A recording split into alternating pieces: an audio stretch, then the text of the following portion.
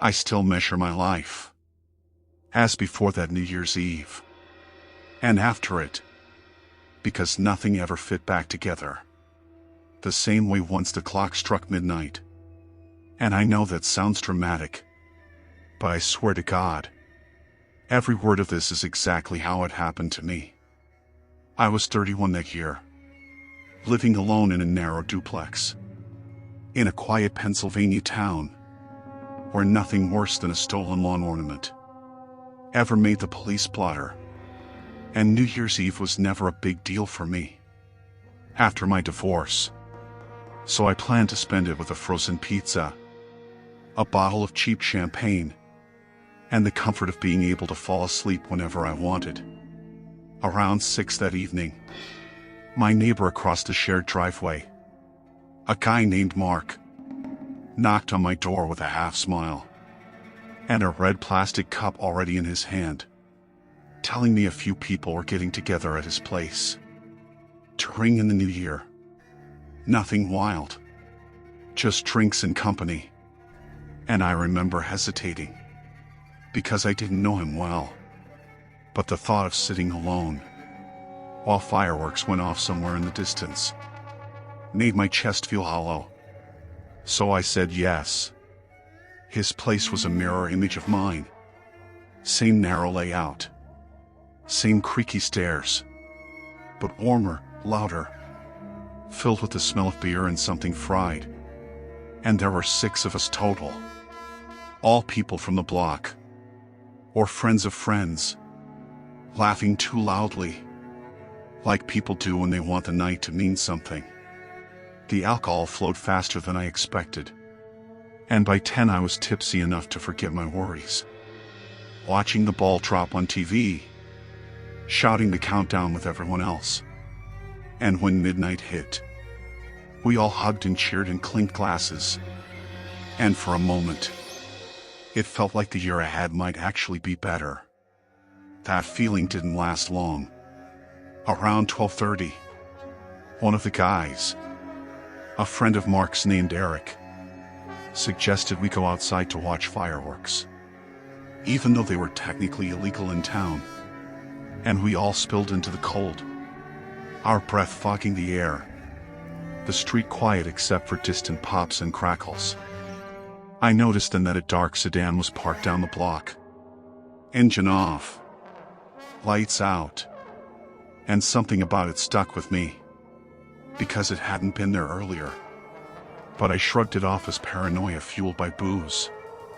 We stood around joking, when suddenly a firework exploded much closer than the rest, loud enough to make me flinch.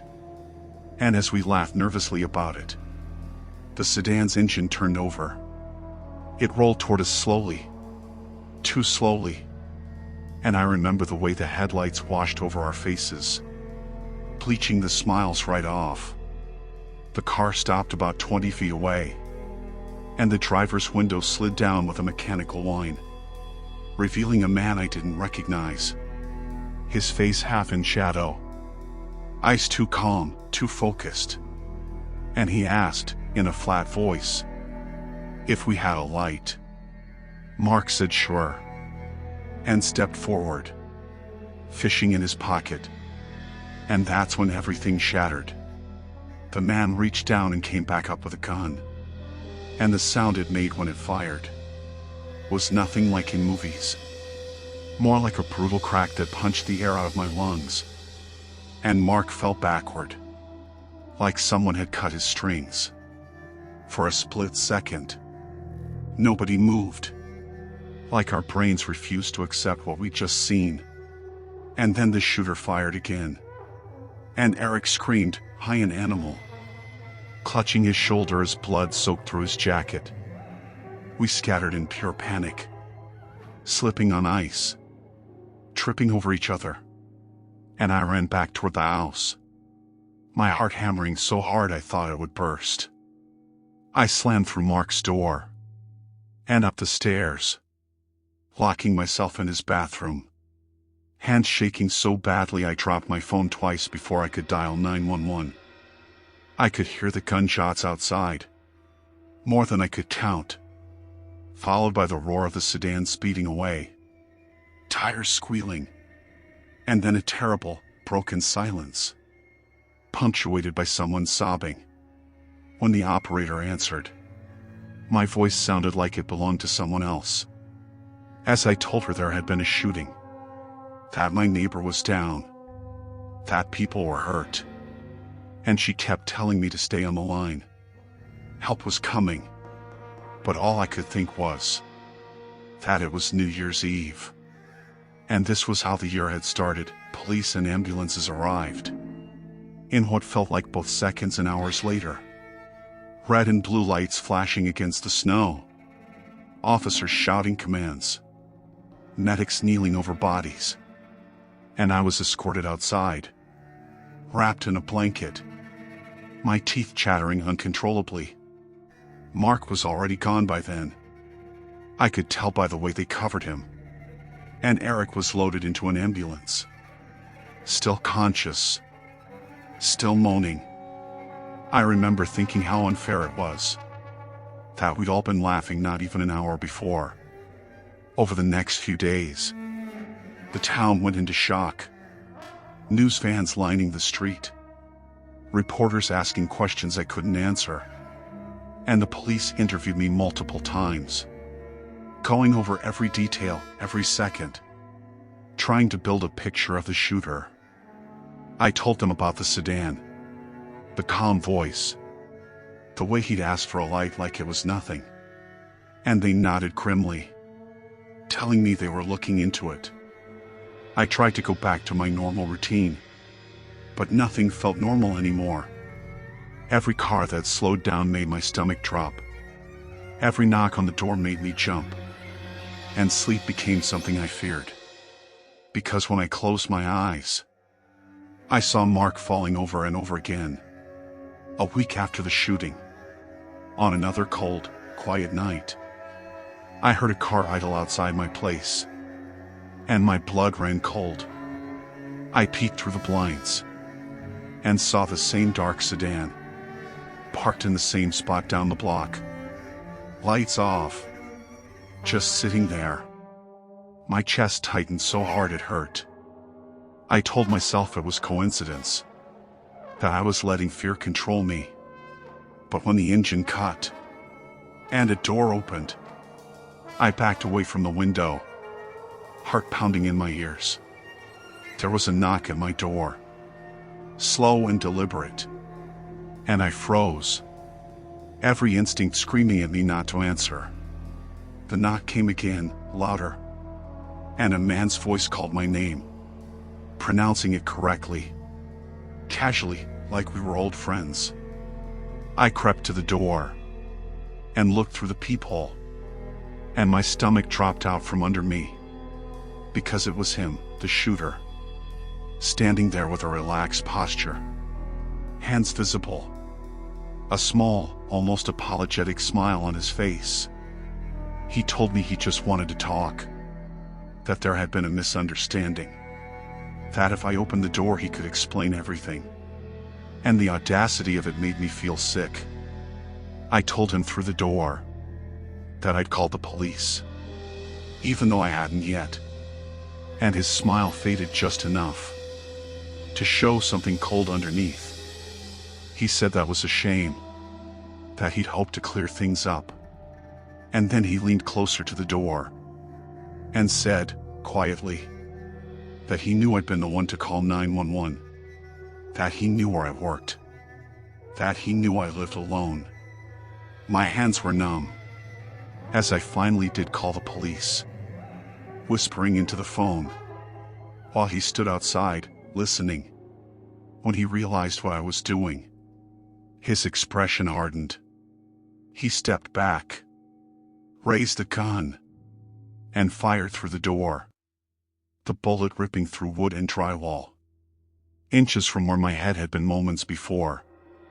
I screamed and ran, diving behind the couch, as more shots rang out, glass shattering, the sound deafening in the small space.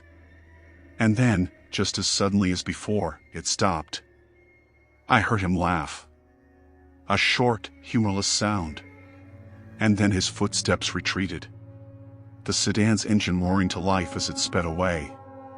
The police arrived fast this time, sirens wailing, and they finally caught him 2 nights later. After a high-speed chase ended, with his car wrapped around a tree. They told me his name, his history, how he'd been drifting, angry, looking for someone to blame, how the shooting on New Year's Eve had been random, until he decided it wasn't, until he decided to come back and finish what he started. Mark's funeral was held under gray skies, and I stood with the rest of the neighbors, hands stuffed in my pockets, listening to words about senseless violence and community strength, feeling hollow and tired and old. Eric survived, though he'll never have full use of his arm again. And every year when December turns cold, and the stores fill with glitter and noise, I feel my chest tighten. I don't go to parties anymore, don't watch the countdown, and when midnight comes, I sit quietly, counting my breaths, remembering how quickly a celebration can turn into a crime scene, how a single knock can mean the difference between another year and the end of everything. I know that New Year's Eve will never just be a date on the calendar for me again, because it's the night I learned how thin the line really is. New Year's Eve has always felt like borrowed time to me, like the world pauses and lets you pretend things will reset. When the clock hits midnight, to hear this happened, I needed that lie more than I wanted to admit. I was 27, newly divorced, living alone in a split-level rental outside Columbus, trying to convince myself that independence didn't feel exactly like abandonment. I'd agreed to host a small New Year's Eve get-together, mostly so I wouldn't spend the night staring at the blue glow of my TV, waiting for strangers in Times Square to kiss. I remember the smell of bleach, still lingering in the kitchen from my last-minute cleaning, the cheap champagne chilling in a bucket of ice, the playlist I'd agonized over like it mattered. Outside, the neighborhood was quiet, in that winter way. Snow packed down into gray ridges along the curb. It was cold enough that every sound carried. Cars on the main road, a dog barking 3 streets over, the distant, hollow pops of fireworks. People couldn't wait to set off. My friends started arriving just after 8. There were 6 of us total. Nothing wild. Board games, drinks, laughing too loud because we were all a little afraid of silence. Around 9, my neighbor Mark stopped by. I barely knew him beyond polite hellos and the occasional shared trash day complaint. He was in his late 30s, worked night shifts somewhere, kept mostly to himself. He brought a bottle of whiskey and stood a little too close when he handed it to me. But I told myself I was being sensitive. After the divorce, everything felt sharp. As the night went on, I noticed Mark watching more than participating. He didn't laugh at the jokes, didn't play the games, just sat on the edge of the couch, nursing his drink, eyes moving from face to face like he was counting us. At one point, I caught him looking down the hallway toward my bedroom, and when our eyes met, he smiled in a way that didn't reach his eyes. I shrugged it off. I wish I hadn't. By 11, 2 of my friends had left to meet other plans. Another couple stepped outside to smoke, and never came back in. It was just me, my friend Jenna, and Mark. Jenna was already half asleep, curled into the armchair with a blanket, her phone lighting her face as she texted her boyfriend. Mark offered to pour another round. I said no. He poured one anyway and set it on the table in front of me. I didn't touch it. The countdown on TV started. That familiar rising chant. And for a moment, everything felt normal. Jenna perked up. We stood, hugged, shouted Happy New Year into the empty space. Fireworks cracked somewhere close enough to rattle the windows. I felt that stupid, hopeful lift in my chest.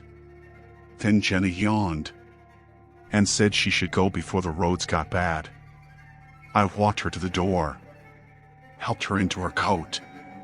She hugged me again, tight, like she didn't want to let go. I almost asked her to stay. I didn't. I watched her taillights disappear down the street. When I turned back into the house, Mark was standing in the hallway. I remember thinking it was strange. I hadn't heard him move. He asked if I wanted help cleaning up. I said no. He stepped closer anyway. I told him I was tired. He said it was dangerous to be alone on New Year's Eve. I laughed nervously, told him I'd be fine. That's when he reached out and touched my arm. It wasn't violent. Not at first.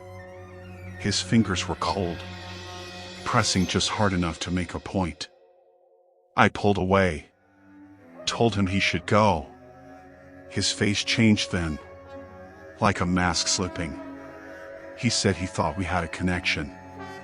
I said he was mistaken. I reached for my phone on the table, and he knocked it to the floor with a sharp, deliberate motion. The next few minutes blurred together, in a way that still makes my stomach twist. He blocked the doorway. He told me he'd been watching me since I moved in, that he knew my schedule, that my ex-husband had been stupid to let me go. I tried to scream, but he clamped a hand over my mouth, dragging me backward. I bit him. Hard. He swore, struck me across the face. I tasted blood. Somewhere in the struggle, a lamp shattered. The sound seemed impossibly loud. I kicked, flailed, felt my heel connect with something solid. He loosened his grip just enough. I ran. I didn't think. I just ran.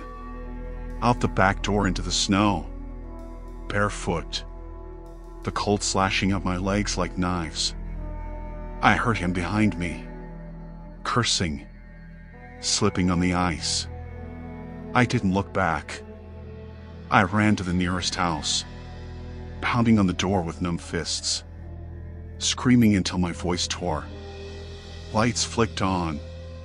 A door opened. Arms pulled me inside. Someone locked the door. Someone called 911. The police came fast. New Year's Eve. Sirens everywhere anyway. They searched my house. Then his. They found him sitting on his couch, nursing a bleeding hand, claiming he'd been attacked by an intruder. They believed me. The bruises helped. The bite mark on his hand matched my dental records. I thought that was the end of it. The trial took a year. A year of statements and hearings. And seeing his face across the room. Calm. Almost bored. He took a plea deal. Assault. A few years. I moved out of the house as soon as my lease ended. I tried to rebuild. But New Year's Eve has a way of bringing things back. 2 years after the attack, I was living in a different town. Different job. Different friends. I didn't host parties anymore. I spent that night alone by choice, watching the snow fall, telling myself I was safe. Around 11:30, my phone buzzed with an unknown number. I didn't answer. It buzzed again. Then a text came through. Happy almost New Year. My chest tightened. I stared at the screen. Fingers numb. I told myself it was coincidence. A wrong number. Then another text. I hope you're still afraid. I called the police. They traced the number to a prepaid phone. Bought with cash. Nothing they could do. They told me to stay inside. Lock my doors. At midnight, as fireworks cracked in the distance, I heard a knock. Slow. Deliberate. 3 taps. I didn't move. My heart hammered so loud. I was sure whoever stood outside could hear it. The knocking came again. Louder. I crept to the window. Just enough to peek through the curtain. There was no one there. I laughed then. A shaky, hysterical sound. I told myself I was letting fear win. I went back to the couch. Pulled the blanket tight around me. That's when the lights went out. Total darkness. The TV died mid-cheer. The house fell silent except for my breathing. I fumbled for my phone. Turned on the flashlight. The beam caught the front door. Standing open. Snow blowing in. I didn't hear him enter. I only heard his voice. Close. Behind me. New Year, he said softly. Same us. I ran again. I don't remember how I got past him. I don't remember screaming. I remember the feel of the cold air. The sound of my neighbor's doors opening. The chaos of voices. I remember police lights painting the snow red and blue. They caught him 2 blocks away. Running. Slipping. The prepaid phone in his pocket. He'd been released early. No one told me. He's in prison now. Longer sentence. Stalking. Breaking and entering. They say he won't get out for a long time. I don't celebrate New Year's Eve anymore. I lock my doors. I keep the lights on. When the clock hits midnight, I don't make wishes. I just breathe and wait for the night to pass. I used to love New Year's Eve because it felt like a reset button, like whatever happened before midnight could be forgiven if you made it to the other side alive. That was before the year I stopped counting down, before I learned how thin the line is between celebration and catastrophe. That night started ordinary enough. Cold. Clear. The kind of winter air that stings your lungs when you breathe too deep. I was 26, renting a narrow townhouse on the edge of a quiet neighborhood in upstate New York. It wasn't a party house, but my roommate Claire insisted we host something small. Just friends, she said. We're adults now. Wine, board games, champagne at midnight. I agreed, because I didn't want to be the kind of person who stayed home alone on New Year's Eve. People started arriving around 8. Familiar faces. Coats piled on the back of the couch. Laughter bouncing off the walls. The street outside was lined with parked cars. Headlights flashing. As more guests pulled in, someone put on a playlist.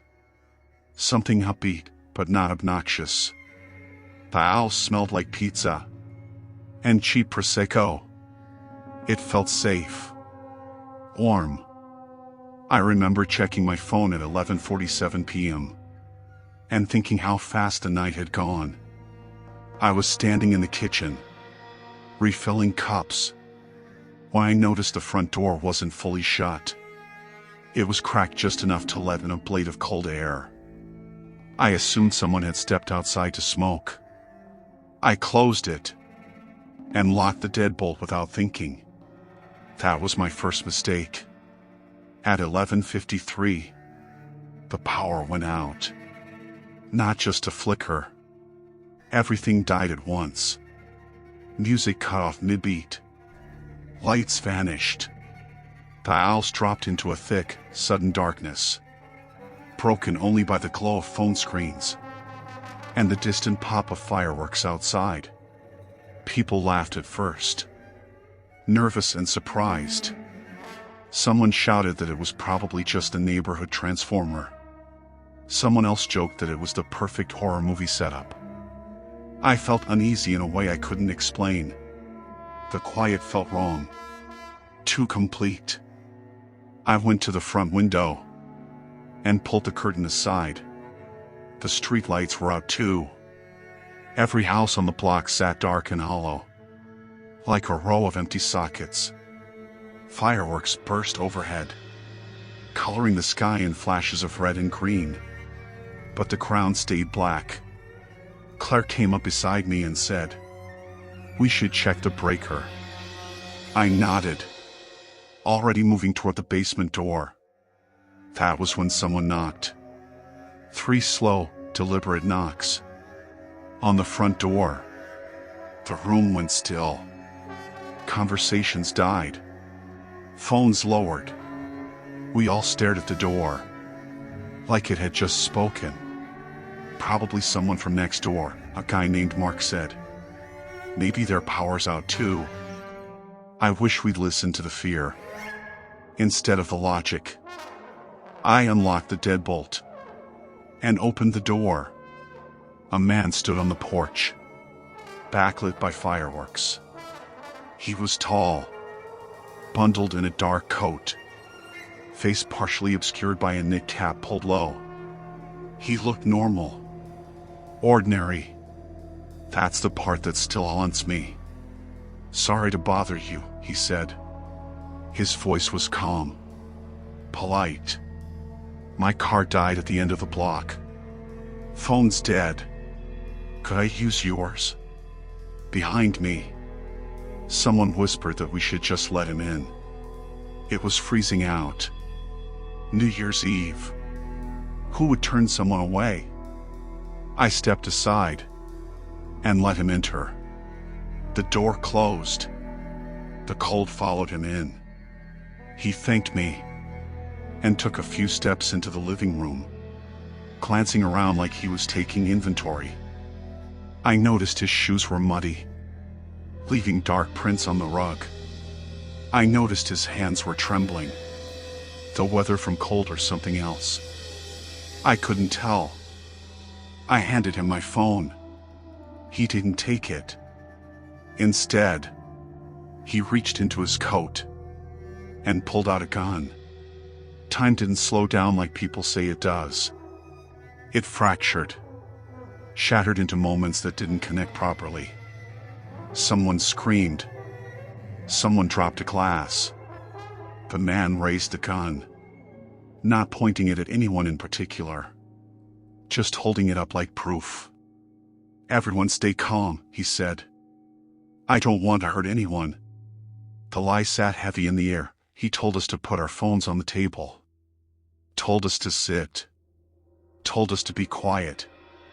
His voice never wavered. He moved through the room with purpose, locking the back door, pulling curtains shut, flipping chairs upright when someone knocked one over. He knew what he was doing. He said his name was Daniel. I don't know if that was true. He said he needed money. Cash, jewelry, anything valuable. He said this wasn't personal. One by one, people stood, shaking, emptying pockets, slipping off rings, laying wallets on the coffee table.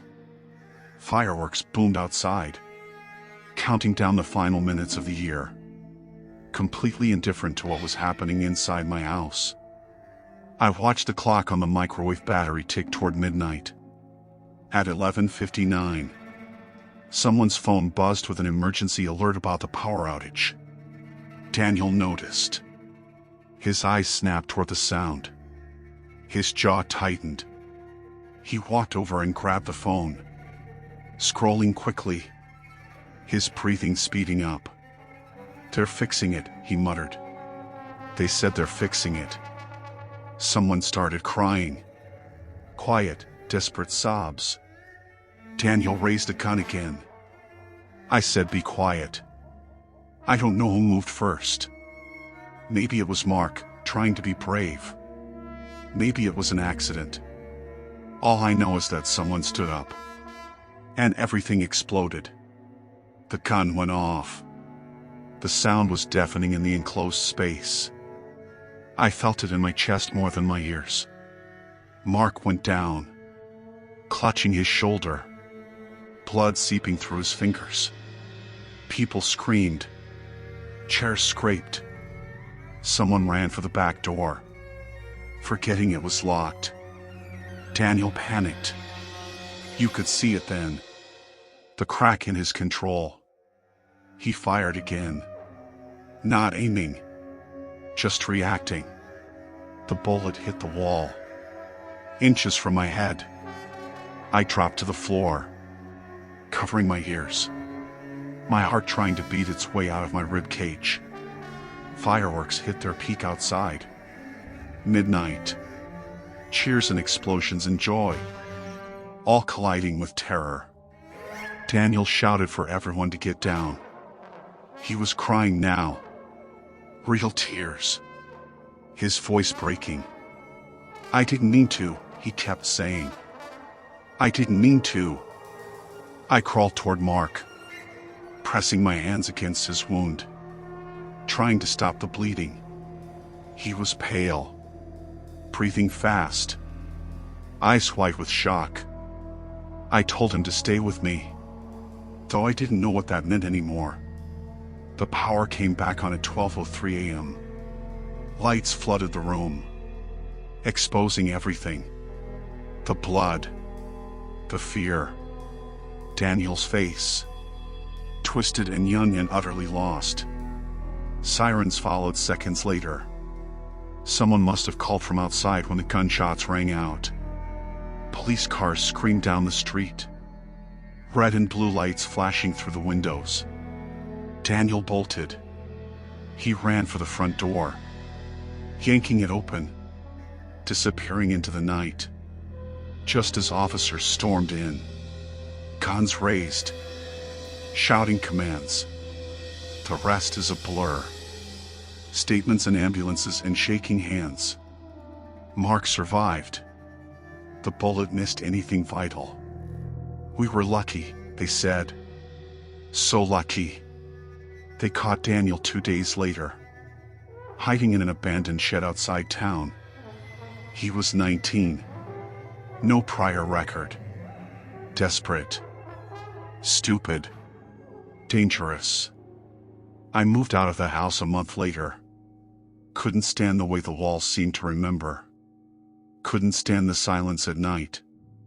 Every New Year's Eve since. I stay home. I lock my doors. I watch the clock alone. When midnight comes, I don't cheer.